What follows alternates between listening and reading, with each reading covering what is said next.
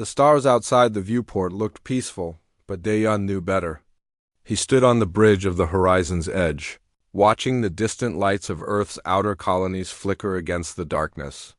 His crew worked quietly at their stations, running routine scans like they did every day. Nothing seemed wrong. Nothing seemed different. But everything was about to change. Daeyeon had been a ship captain for 12 years. He had seen Earth join the Galaxy Council with hope in their hearts. He remembered the celebrations, the speeches about unity and peace among the stars. That was 30 years ago, before humanity learned the truth. The Council did not see them as equals. They saw them as servants, as primitives who should be grateful for any scraps thrown their way. His communication officer looked up suddenly. "Captain, we have an urgent message from Earth. It's Ambassador Haijin. She's returning from Nexus 7 station." Daeyeon felt his stomach tighten.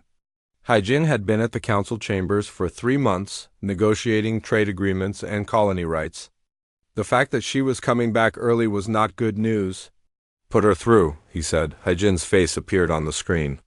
She looked tired, older than her 45 years. Her eyes were red, and Daeyeon realized she had been crying. That scared him more than anything else could. "Captain," she said quietly, "I need you to return to Earth immediately. Tell no one why. Just come home."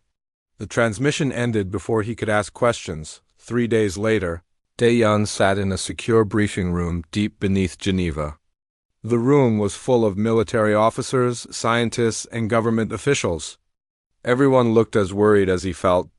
Ambassador Haijin stood at the front of the room next to Admiral Jiwan, Earth's highest-ranking military commander. Haijin did not waste time with pleasantries. "The Council has given us an ultimatum," she said. Her voice was steady, but her hands shook slightly. "We have 6 months to surrender 70% of our military fleet. We must also accept what they call protective governance. That means Council officers will oversee our government, our military, and our colonies." The room erupted in angry voices. Someone threw a chair. Daeyeon sat frozen, trying to understand what he was hearing. "What if we refuse?" asked a general from the back of the room. Haijin closed her eyes. "They will bombard our major cities from orbit. New York, Tokyo, Lagos, Mumbai, Sao Paulo. They showed me targeting coordinates. They have already chosen which cities die first." The room went silent. Admiral Jiwon stepped forward. She was a tall woman with gray hair and sharp eyes that missed nothing. "The Council believes we will surrender," she said. "They have done this 47 times before. 47 different species. Every single one surrendered when faced with the Council's fleet." "They think we will too, won't we?" someone asked. "They have 50,000 warships. We have barely 200. Jiwan smiled, and it was not a pleasant smile. "They think they know everything about us. They have been watching Earth for 30 years, studying our technology, analyzing our weapons. What they do not know is that we have been watching them too. And we have been preparing." She activated a holographic display. Images of ships appeared, hundreds of them. But these were not military vessels. They were cargo haulers, mining ships, colony transports, and civilian freighters. "For the past 10 years, Jiwan continued, we have been secretly retrofitting every civilian vessel in our fleet. Hidden weapon systems, advanced drives, reinforced hulls. The Council sees merchant ships. We see an armada." Daeyeon leaned forward, his heart beating faster. "How many ships are we talking about?" 2,000, Gowon said. "Plus another 1,000 mining drones we have converted into automated missiles. The Council thinks we have 200 warships. They have no idea we can field 3,000 combat vessels." A scientist named Yuna stood up. She was young, probably not even 30, but Daeyeon knew she was one of Earth's brightest minds. "The ships are only part of it," she said. "We have been placing satellites in Council space for a decade. Small ones, stealthed, invisible to their scanners. Each one carries a nuclear warhead. Nuclear weapons?" someone said. "The Council considers those primitive. Their shields can stop nuclear explosions easily." Yuna grinned. Their shields can stop nuclear explosions in space. But these satellites are not in space. They are parked next to communication hubs, supply depots, and administrative centers on planets and stations. The Council has never needed planetary shields because no one has been stupid enough to attack them. They will not see it coming. Another officer spoke up. This was Colonel Taejin, a Marine commander Daeyun had met a few times. What about ground forces? The Council uses drones and automated systems. They have never needed soldiers. Exactly, Taejin said. They have no experience with close combat. They glass planets from orbit. They have never had to board a station or fight in corridors. We have Marines trained for exactly that. If we can get our people onto their stations and ships, we can take them. President Minho, who had been silent until now, stood up. He was an old man, but his voice was strong. Let me be clear about what we are discussing. If we fight, many of us will die. Millions, maybe billions. The Council's fleet is still larger than ours. They have technology we can only dream about. We might lose everything. The room was quiet again. But if we surrender, Minho continued, we lose anyway. We become slaves. Our children become slaves. Humanity will disappear, absorbed into the Council like every other species before us. So I am asking you all now, do we fight or do we kneel? Daeyun found himself standing. We fight. Others stood too. Then everyone was standing, voices overlapping as they all said the same thing. We fight. We fight. We fight. 4 months passed.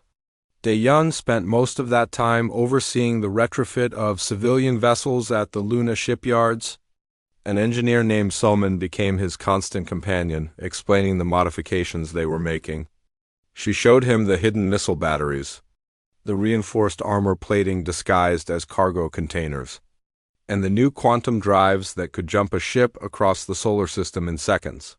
The Council thinks human technology is primitive, Soman said as they watched workers install a massive railgun into a cargo hauler. They are not wrong. Our weapons are simple. But simple does not mean ineffective. She patted the railgun affectionately. This fires tungsten rods at incredible speeds. No energy signature, no heat bloom, just solid metal moving very fast. The Council's shields are designed to deflect laser and plasma weapons. They have never needed to stop something as basic as a chunk of metal. With 2 months left before the ultimatum expired, the Council sent an envoy to Earth. His name was Vector, a commander from the Krovar Empire. The Krovar were large reptilian creatures who considered themselves the greatest warriors in the galaxy. Vector landed in Geneva expecting humans to beg for mercy. Instead, Admiral Jiwan met him in a conference room with a smile on her face. We are here to accept your surrender, Vector said. His translator made his voice sound bored.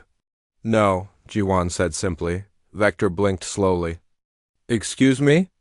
We refuse your ultimatum, Jiwan continued. Instead, we offer you one. Leave human space immediately. Never return. If you do, you will discover why every human story, every human myth, every human legend is about war. We are very, very good at it. Vector stood up, his scales flushing with anger. You dare threaten the Council? We will make an example of you. In 48 hours, we will destroy Sydney. Then we will see if you still feel brave. He stormed out of the room. G1 kept smiling. She touched her earpiece and spoke quietly. Execute Newton Protocol in 47 hours. Let's make sure they never get the chance to attack Sydney. Daeyun, listening from Earth orbit, felt a cold satisfaction settle over him. The Council had made a mistake. They thought humans would surrender because every other species had. But humans were different. Humans remembered every slight, every insult, every threat. And humans never, ever forgot how to fight back. The countdown had begun. The attack on Sydney never happened. 40-7 hours after, Commander Vector left Earth. 300 small satellites activated across Council space. They had been waiting in silence for years, invisible to scanners, orbiting planets and stations like patient ghosts. Each satellite was simple, barely more than a nuclear warhead with a basic guidance system. The Council had never looked for them because they considered nuclear weapons primitive and useless against modern shields, but these weapons were not in space. They were already on target, positioned next to communication towers, power stations, and supply depots on the surface of planets and moons. When they detonated, there were no shields to stop them on the Krovar homeworld. 5 satellites exploded simultaneously, destroying the Central Military Command Center and 3 major spaceports. On the Vren Collective's administrative planet, 8 satellites wiped out their entire civilian government complex. Across 24 Council worlds, critical infrastructure simply vanished in flashes of nuclear fire. The Council's 50,000 ship Armada did not know what to do. Their entire fleet operated on a centralized command network designed for maximum efficiency. Orders came from the top and flowed down through relay stations to every ship instantly. It was a beautiful system that had worked perfectly for 10,000 years, until all the relay stations exploded at the same time. Suddenly, 50,000 ships were trying to communicate through a network that no longer existed. Automated systems clashed with manual overrides. Ships designed to work as one coordinated mind became 50,000 confused individuals, each trying to figure out what had happened and what they should do next. That was when Earth struck. Captain Dayon stood on the bridge of the horizon's edge as it dropped out of quantum space near Jupiter. Around him, 30 other Earth ships materialized from nothing, their new drives allowing them to cross the solar system in heartbeats. Ahead of them, the Krovar staging fleet sat in orbit around Jupiter's moons, preparing for their attack on Sydney. The Krovar had 47 warships gathered here. Each one was larger than any Earth vessel, covered in weapons and protected by shields that could withstand tremendous punishment. Under normal circumstances, they would have detected Earth ships approaching and organized a defensive formation. But these were not normal circumstances. The Krovar fleet was still trying to understand why their command network had gone silent. "All ships," Dayon said calmly. "Execute attack pattern Delta. Get in close and hit them hard." His tactical officer looked nervous. "Sir, we have orders to preserve ships when possible." Dayon shook his head. "We are not here to preserve ships. We are here to teach them that attacking Earth is a very bad idea. Fire everything." The horizon's edge accelerated directly toward the nearest Krovar battleship. It was a massive vessel, 3 times the size of Dayon's cruiser, bristling with plasma cannons and missile batteries. Under normal circumstances, approaching it would be suicide, but the Krovar ship was not ready. Its shields were at minimum power because it had been parked peacefully in orbit. Its weapons were offline because there had been no threat. By the time the Krovar crew realized they were under attack, the horizon's edge was already too close for their main guns to track. Dayon's ship fired every weapon at once. Missiles streaked across the gap, slamming into the Krovar hull. Railgun slugs punched through armor that had never been designed to stop solid projectiles. Laser batteries carved glowing lines across the enemy ship's surface. The Krovar battleship's shields flickered on, but too late. Atmosphere vented from a dozen breaches. Secondary explosions rippled along its port side. The massive vessel began to drift, its engines dead. Around Dayon, the other Earth ships were doing the same thing. They moved like wolves, fast and aggressive, getting inside the Krovar fleet's defensive perimeter before anyone could react. 3 Earth ships rammed Krovar vessels directly, their reinforced hulls smashing into critical systems before detonating their reactor cores. It was a tactic no Council species had ever used because it was wasteful and inefficient and insane. It was also devastatingly effective within 10 minutes. The Krovar had lost 20 ships. Their crews finally managed to activate shields and bring weapons online, but by then the Earth fleet had already done its damage. Dayon ordered a retreat, and his ships vanished into quantum jumps before the Krovar could organize a counterattack. The Earth fleet had lost 6 vessels. Dayon knew those crews had families, friends, lives they would never return to, but they had destroyed or crippled 20 Krovar warships worth hundreds of times more in resources and construction time. It was a trade Earth could afford to make. The Council could not Across the galaxy, similar attacks were happening everywhere. Small Earth strike groups appeared from nowhere, hit Council positions hard, and vanished before reinforcements could arrive. The Council's superior numbers meant nothing when they could not coordinate or communicate effectively on a Vren collective harvest station near the edge of Council space. Colonel Taejin led 200 Marines through corridors that had never been designed for combat. The Vren were insectoid creatures, efficient and organized, but they had no soldiers. Their security consisted of automated drones programmed to manage workers, not fight trained warriors. Taejin's Marines moved through the station like a violent storm. The drones tried to stop them but were designed for crowd control, not military combat. The Marines destroyed them easily with electromagnetic pulses and armor-piercing rounds. When Vren workers tried to resist, they discovered that their species had no experience with close-quarters fighting. The battle was over in 3 hours. Earth controlled the station along with its massive stores of processed materials and advanced technology. Taejin sent a simple message back to Earth Command. Target secured. No human casualties. Sending technical data now.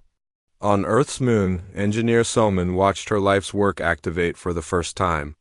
The LunaMac installation was a massive railgun built into the lunar surface, hidden from Council sensors for 5 years. Around the solar system, similar installations were hidden on Mars, several asteroids, and the moons of Jupiter and Saturn. Mac network online, Soman reported. All systems green. Targeting data confirmed. Admiral Juwan's voice came through from Earth. You may fire when ready. Soman did not hesitate. The LunaMac fired 50 tungsten rods, each one weighing several tons and accelerating to a fraction of light speed. They were aimed at a Krovar fortress world 3 star systems away. The journey would take 6 hours. When the rounds arrived, the Krovar shields flickered on automatically. The fortress world's defensive grid was state-of-the-art, capable of deflecting any energy weapon in the Council's arsenal. But these were not energy weapons. They were simple metal rods moving very, very fast. The shields did nothing. The tungsten rods punched through them like they did not exist, slamming into the planet's surface with the force of tactical nuclear weapons. The fortress installation, which had stood for 3,000 years, was reduced to a smoking crater. The entire planet's infrastructure was crippled, its power grid shattered, its communication towers destroyed. The Galaxy Council convened an emergency session on Nexus 7 station. The chamber was in chaos. Representatives from dozens of species shouted at each other, demanding answers, placing blame, threatening retaliation. How is this possible? Screamed a Vren delegate. They are primitives. They should not have this technology. Their technology is primitive, a Krovar general snarled. That is the problem. Our defenses are designed to stop advanced weapons. They are using metal rods and nuclear bombs like savages. We have lost over 100 ships, another delegate said. Our communication network is crippled. 3 of our major facilities have been destroyed. This is unacceptable. The Council's supreme leader, an ancient being from a species that had helped found the Council millennia ago, raised a hand for silence. Clearly, we underestimated these humans. They are more resourceful than anticipated. But we still have overwhelming numerical superiority. Gather the fleet.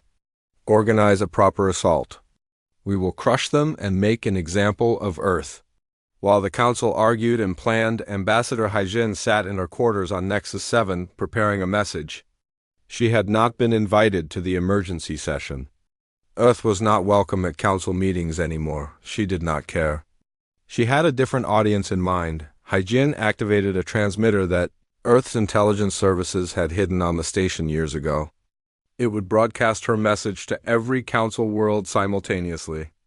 Bypassing official channels and speaking directly to the civilians who had never paid much attention to the primitives from Earth. Her message was simple and direct. People of the Galaxy Council. My name is Ambassador Haijin of Earth. Your leaders gave my world an ultimatum: surrender or die. We chose a third option. We struck back. Over the past day, we have destroyed military installations. crippled infrastructure, and demonstrated that humanity will not go quietly into submission. She paused, letting her words sink in. Your leaders told you we were primitives who should be grateful for council protection. They were wrong. We are a species that has survived ice ages, plagues, world wars, and countless disasters. We have clawed our way to the stars through determination and sacrifice.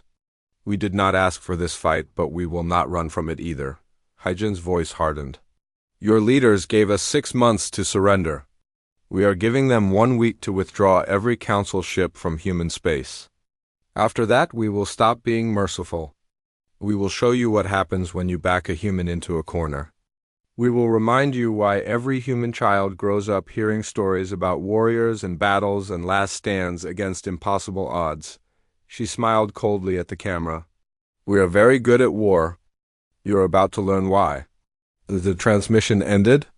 Within hours, it had spread across every council world, viewed by billions of civilians who had never questioned their leaders' decisions. For the first time in 10,000 years, the Galaxy Council faced not just military resistance but public doubt on Earth. Admiral Jiwan reviewed the damage reports and combat analysis. Earth had lost 60 ships and several thousand personnel in the opening strikes. The Council had lost over 200 vessels and critical infrastructure worth decades of construction and resources. It was a good start. But Jiwan knew the real battle was still coming. The Council would not accept this humiliation. They would gather their fleet and come for Earth. With everything they had, she looked at the tactical display showing Earth and its colonies. Such a small part of the galaxy. Such a tiny territory to defend. But it was humanity's home, and humans would burn the stars themselves before letting anyone take it away. Let them come, Jiwan said quietly. We will be ready. The Galaxy Council's response was swift and brutal. They could not allow a primitive species to humiliate them. If Earth was not crushed completely, other species might start to wonder if they too could resist Council authority. That could not be permitted. The Krovar Empire and Vren Collective combined their remaining fleets into a single massive armada. 30,000 warships gathered at a staging point just outside human space.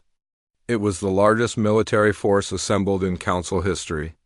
The plan was simple: jump directly into Earth's solar system and destroy everything. Admiral Jiwan watched the fleet gather through long-range sensors. She stood in the command center deep beneath Earth's surface, surrounded by tactical displays and communication stations.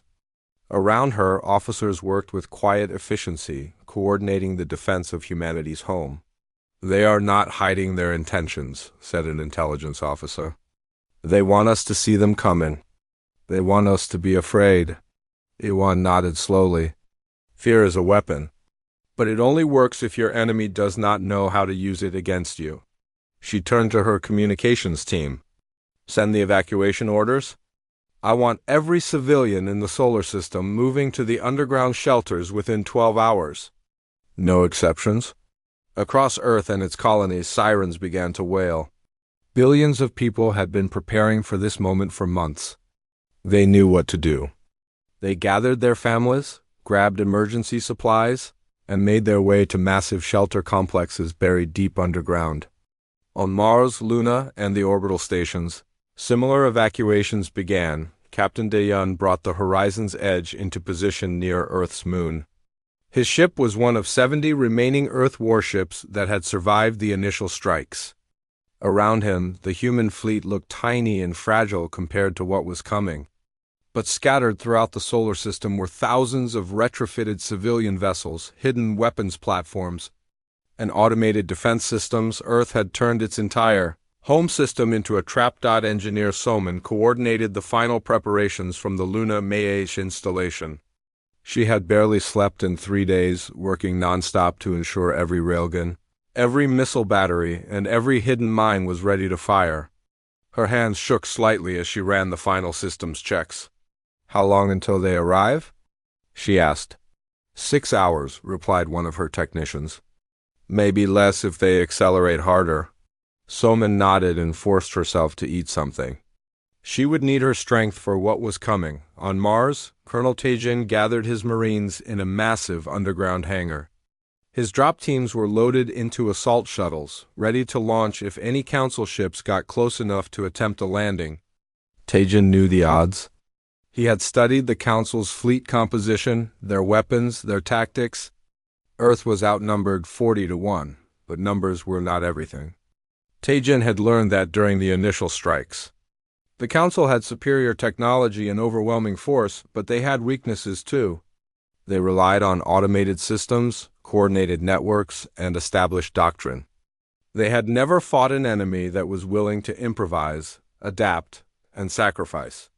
"Listen up," Tajin told his Marines. "We are about to face the largest fleet in galactic history. They have better ships, better weapons, better shields. They think that means they have already won." He paused, looking at the faces of men and women who had volunteered to stand between Earth and annihilation. "But they do not understand us. They do not know what humans are capable of when defending our home. So we are going to teach them. We are going to show them that it does not matter how big your fleet is if you do not have the will to use it properly. We are going to make them pay for every meter of space, every second of time.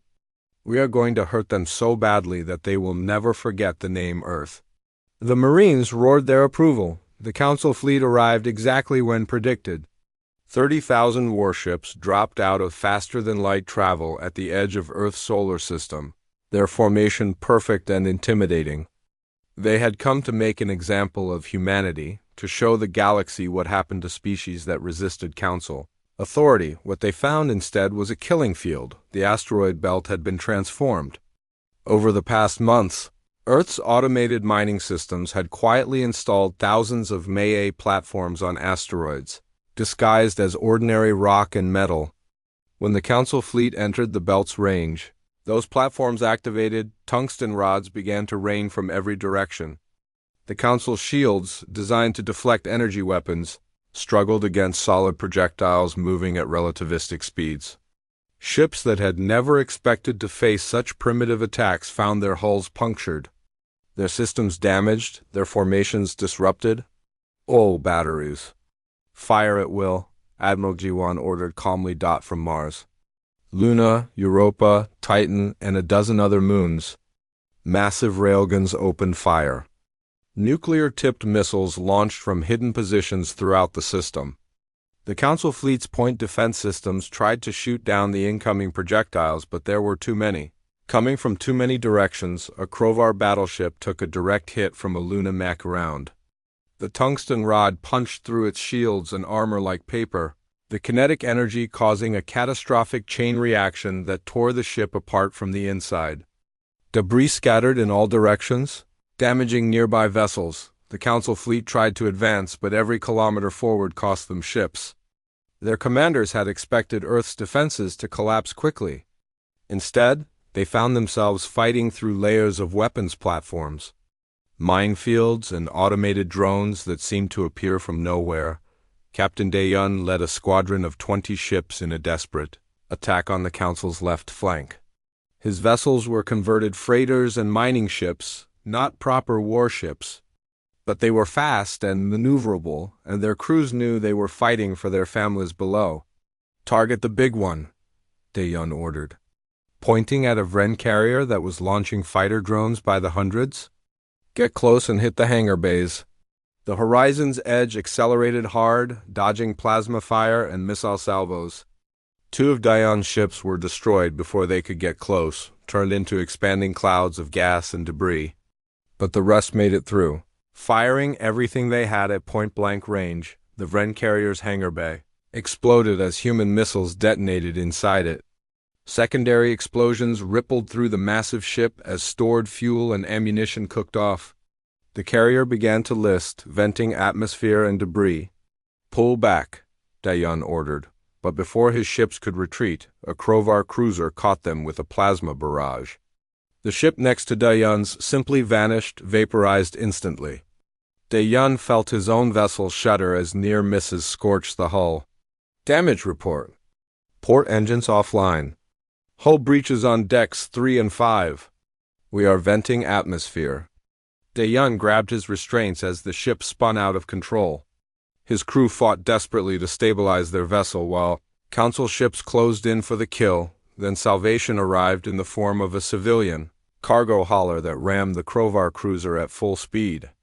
The impact was catastrophic for both ships, but it gave DeYoung the seconds he needed to jump away to safety. He never learned the name of the cargo hauler's crew. They had sacrificed themselves to save his ship, just one of thousands of acts of courage happening throughout the battle. The fighting raged for 6 hours.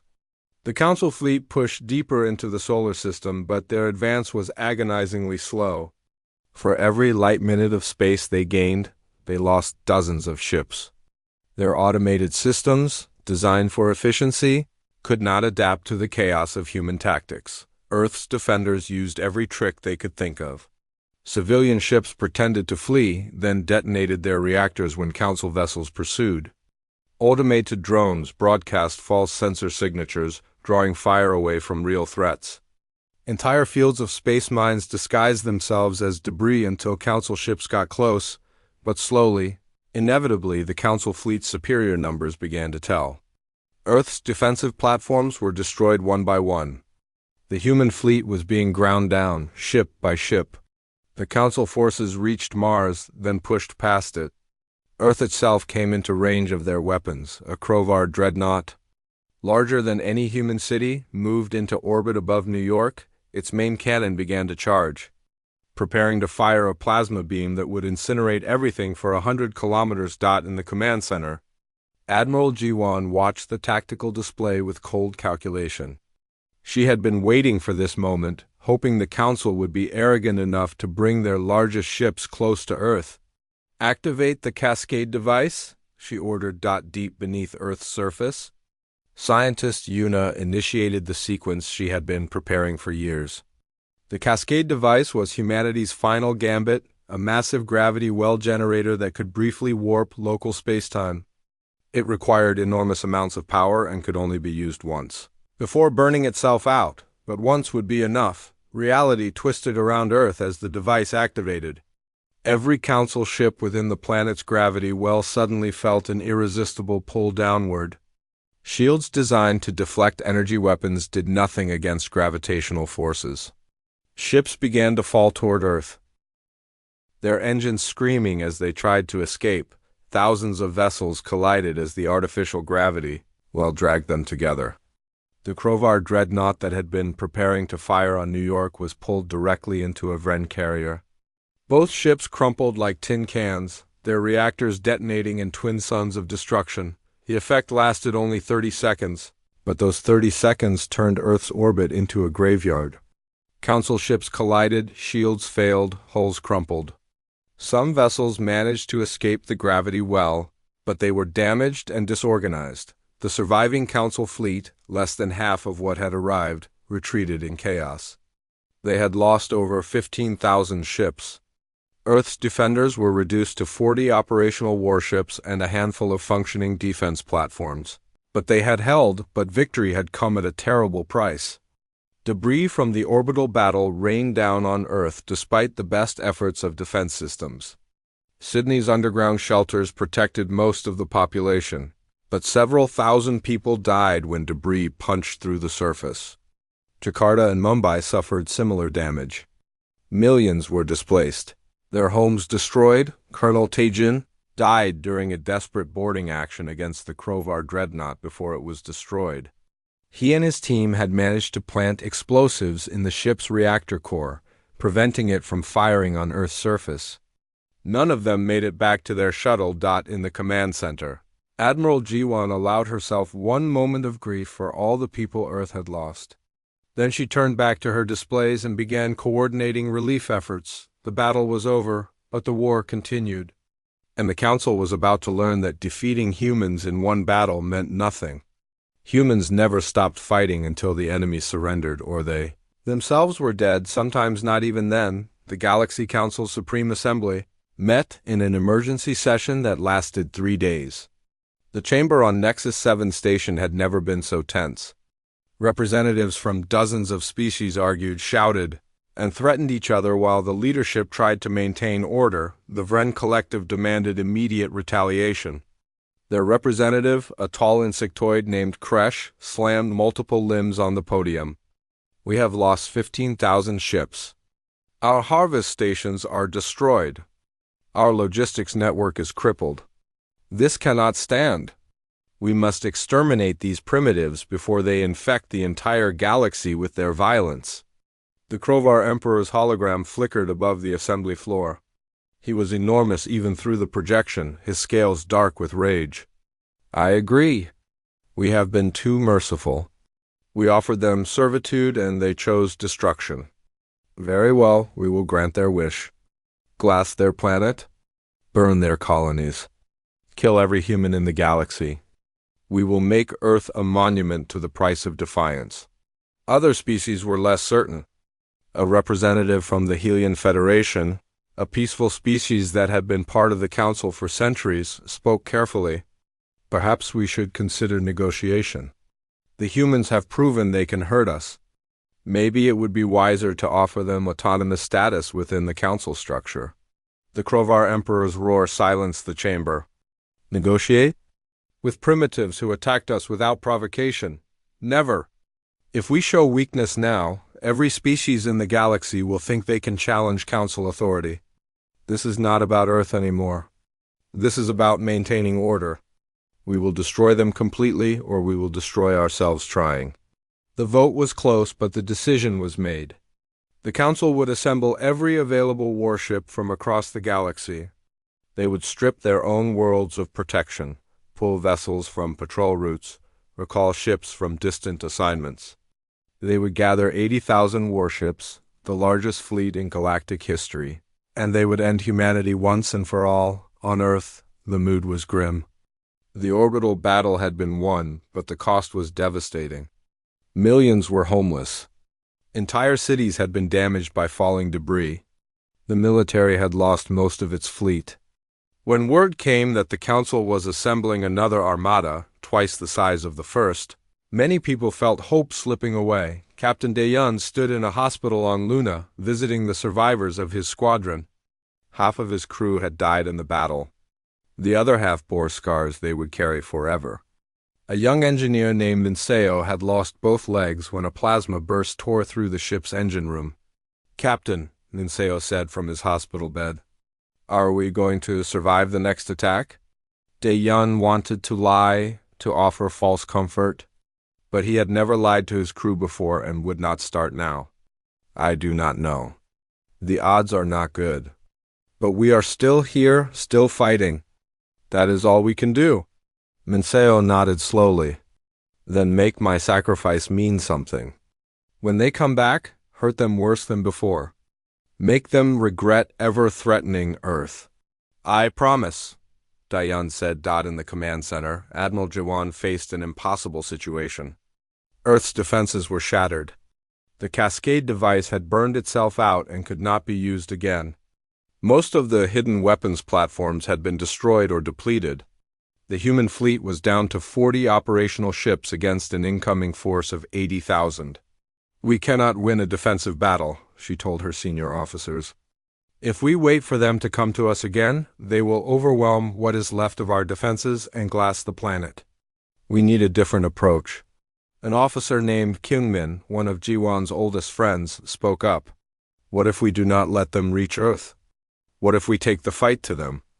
"Explain," Jiwon said. "The Council is gathering their fleet at a staging point near the Krovar homeworld. Every ship in the galaxy is converging on that location. If we attack them there, we force them to fight on our terms, not theirs. We delay their assault on Earth and potentially disrupt their supply lines." "That is suicide," another officer said. "We would be destroyed within hours." "Probably," Kyungmin agreed. "But we would take many of them with us. And every day we delay them is another day for Earth to rebuild defenses, evacuate more civilians, prepare for the inevitable." Admiral Jiwon stared at the tactical display for a long moment. She thought about all the people who had already died defending Earth. She thought about the billions still alive who were counting on her to protect them. She thought about what humanity had already endured and what they might yet have to face. "Prepare the fleet," she finally said.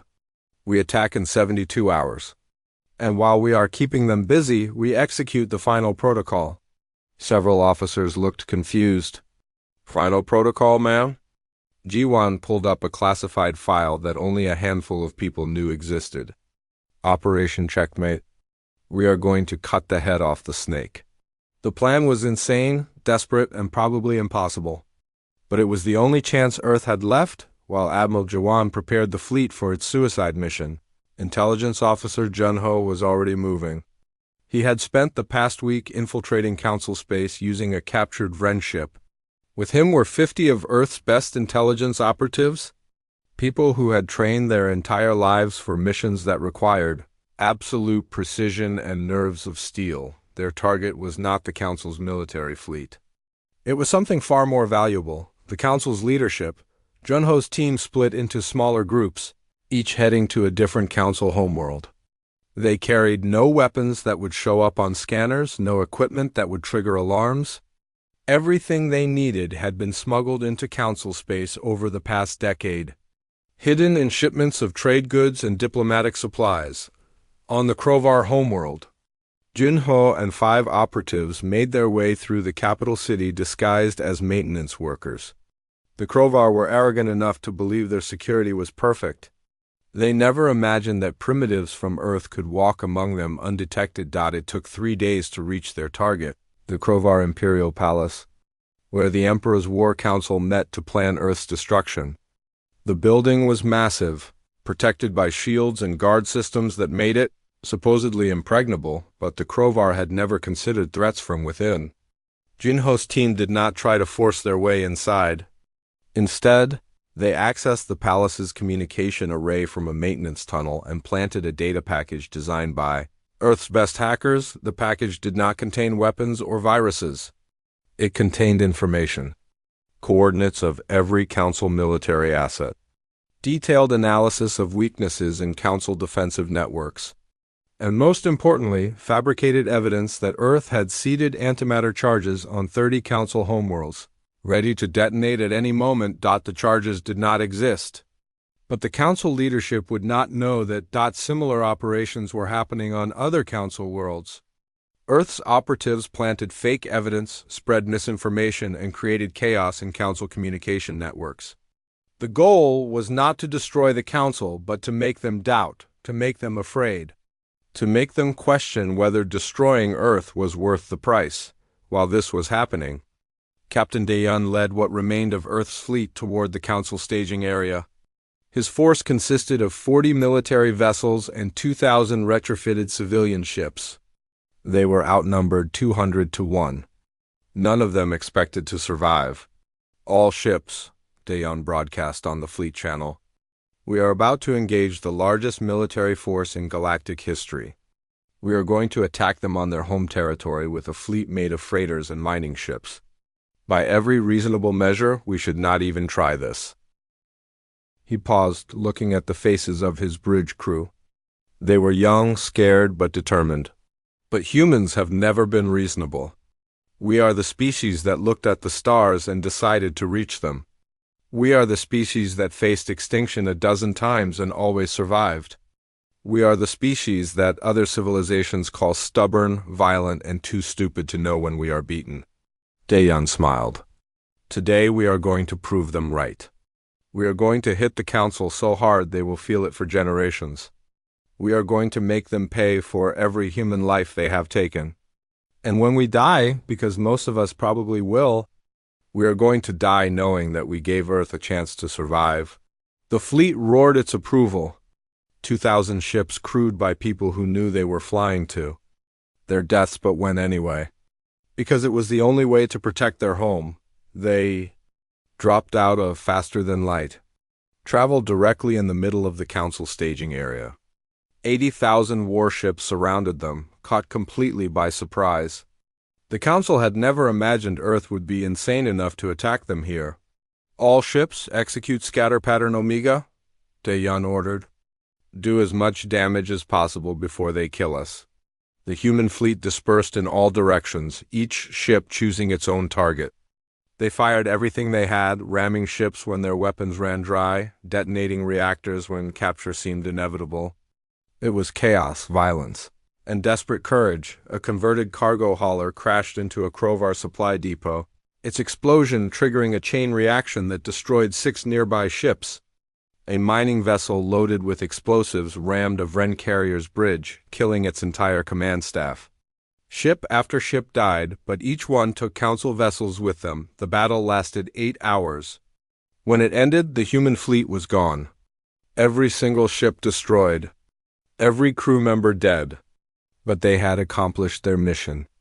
The Council staging area was in ruins. Supply depots burned.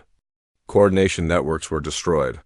And most importantly, the Council fleet's departure was delayed by weeks while they rebuilt their logistics infrastructure on Earth.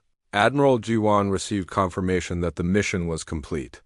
She stood alone in the command center looking at the list of names. 2,000 ships. Over 50,000 crew members. All dead so that Earth would have more time to prepare. She allowed herself one moment to grieve. Then she activated the final part of Operation Checkmate. Ambassador Haijin, still on Nexus 7 station, received the signal. She had been waiting for 3 weeks, living quietly and avoiding attention. Now it was time. She broadcast a message to every Council world simultaneously, using the same technique she had used before. But this time her message was not defiance. It was an offer. People of the Galaxy Council, Earth did not want this war. We did not ask to be threatened with extinction. But your leaders gave us no choice. So we fought back. And we will continue fighting back until one of us is destroyed. Haijin's expression was cold and hard. But there is another option. Your leaders are willing to sacrifice millions of lives to punish Earth.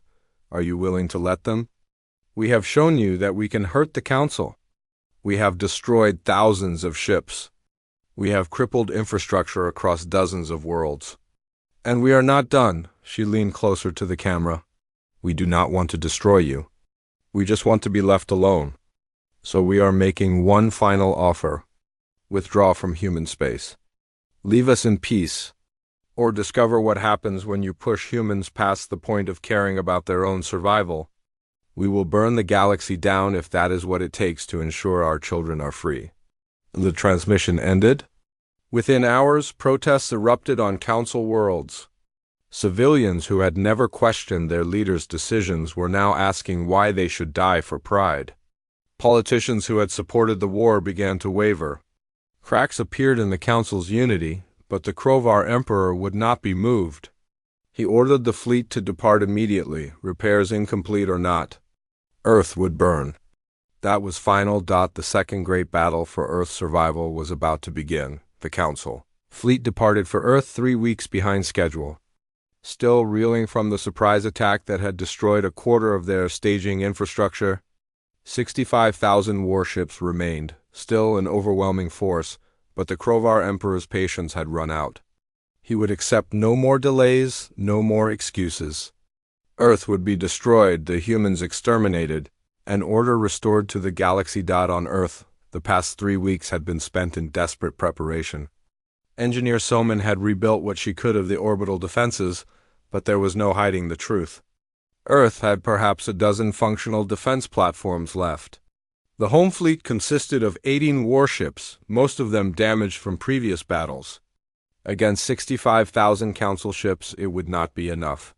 We need more time, Soman told Admiral Jiwan during one of their planning sessions. Another month and we could have 50 new platforms online. Another 3 months and we could rebuild the fleet. We do not have another month, Jiwan replied quietly. They are coming now. We work with what we have. What Earth had was determination and one final card to play, intelligence officer. Jianho had returned from his infiltration mission with something valuable. During his time on the Crovar homeworld, his team had planted more than just fake evidence of antimatter bombs. They had also installed monitoring devices in the Imperial Palace's communication systems. Earth now had access to every message the Crovar Emperor sent to his fleet. Every strategic plan. every tactical order, every weakness in their coordination. This is how we win, Junho explained to the assembled military leadership. Not by outfighting them, but by outthinking them. The Council fleet operates on centralized command. If we can predict their movements, we can position our limited forces exactly where they will do the most damage. That still leaves us outnumbered thousands to one, an officer pointed out. Yes, Junho agreed. But we only need to survive long enough for the second part of the plan to work. He pulled up a star map showing Council space. Dozens of locations were marked in red. While the Council was gathering their fleet to attack Earth, we were gathering information about their homeworlds. Every major planet in Council territory has reduced defenses right now.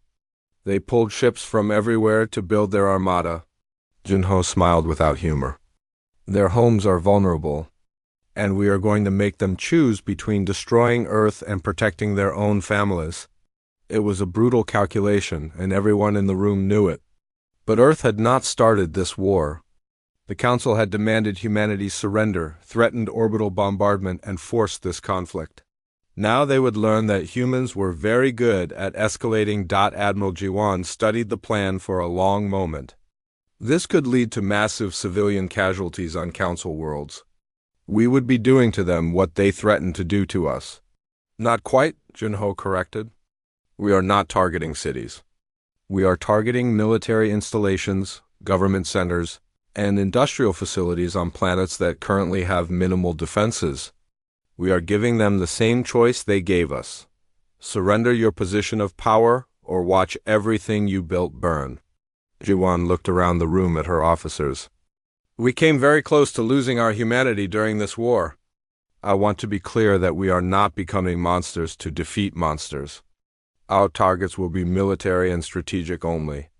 No attacks on civilian populations. Is that understood? Everyone nodded. Humans would fight to survive, but they would not become what they were fighting against.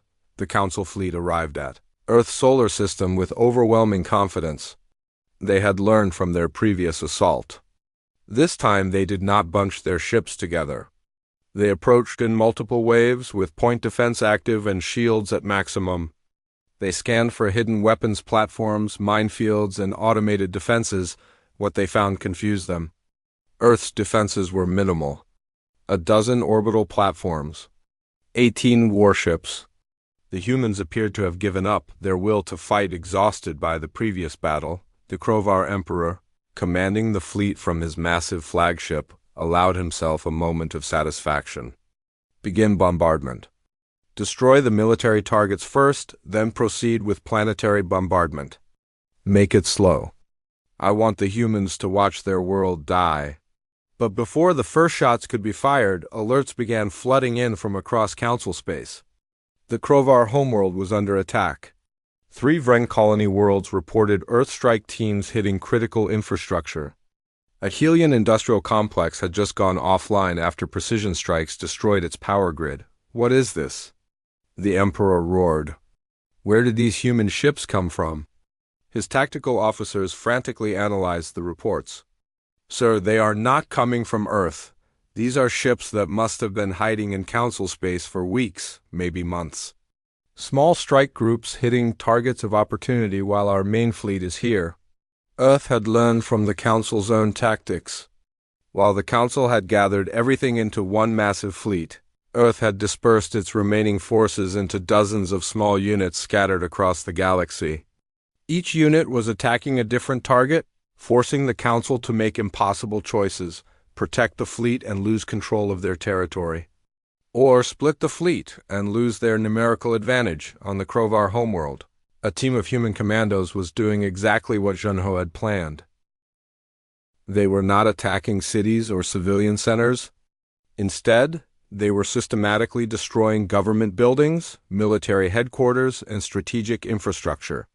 The Krovar had minimal defenses because they had sent everything to attack Earth.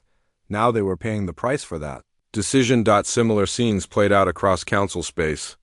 A human strike team destroyed the Vren Collective's primary cloning facility, setting back their population growth by decades. Another team sabotaged the Helian Federation's shipyards, ensuring they could not quickly rebuild their losses. Everywhere the Council looked, Earth was hitting them where it hurt most. The Krovar Emperor faced a choice he had never imagined making. Continue the attack on Earth and watch his homeworld suffer, or withdraw forces to protect Krovar territory and give Earth time to rebuild, before he could decide. Ambassador Hyjin broadcast another message. This time she was not speaking from Nexus 7 station. She was on Earth, standing in front of the ruins of Sydney, where debris from the first battle had killed thousands.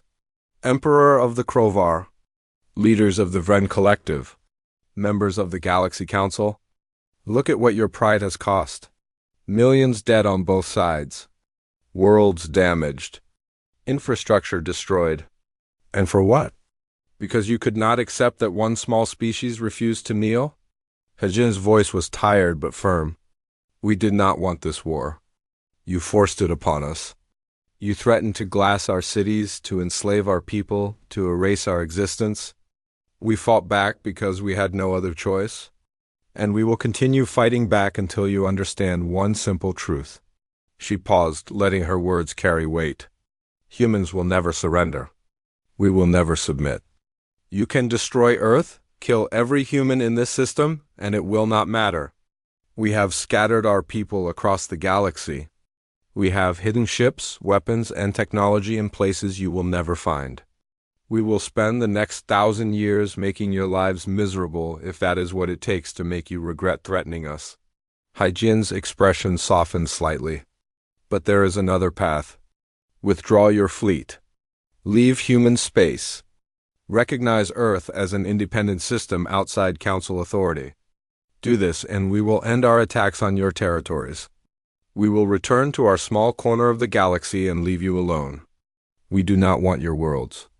We do not want your resources. We just want peace. She leaned closer to the camera. But if you refuse, if you continue this war, then know that we will make sure the cost is so high that every species in the galaxy will remember. What happens when you push humans too far? Choose wisely. The transmission ended. In the Krovar flagship, the Emperor stared at the tactical displays showing attacks happening across his territory. His military advisors were arguing about response strategies. His political counselors were warning that continued war might cause rebellion among Council civilians. And for the first time in his long life, the Krovar Emperor felt something he had never experienced before. Doubt. What if the humans meant what they said? What if they really would fight for generations, making the entire galaxy bleed just to prove they could not be conquered? Was destroying one stubborn species worth the cost of destabilizing the entire Council? The answer came not from the Emperor but from the Vren Collective. Their representative sent an urgent message to the fleet. We are withdrawing our forces. The humans have destroyed 3 of our colony worlds' infrastructure. We cannot afford to continue this war while our own territory burns. The collective is pulling back. Other Council species followed. The Helian Federation withdrew. The smaller member states began to drift away.